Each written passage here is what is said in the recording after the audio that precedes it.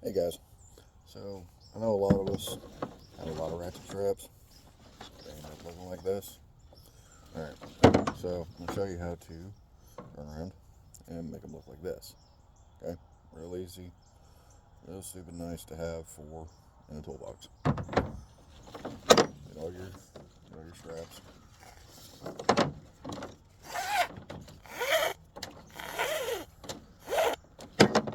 And this is just a little cordless drill with a pair of nails stuck in the jaws. Okay, and take and slide your strap in between just like this.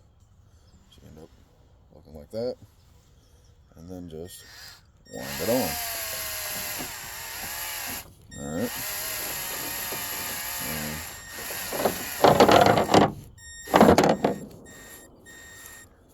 Alright. Then release the jaws. Set the drill down. Tighten it up. Pull your nails out. Take this. Hook side down. So you're going to end up looking like this. Close it.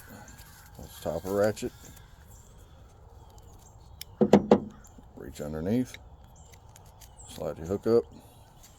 Hook it over the top of the handle. There you go. And that's how you make your ratchet straps look decent, okay? Alright, thanks guys.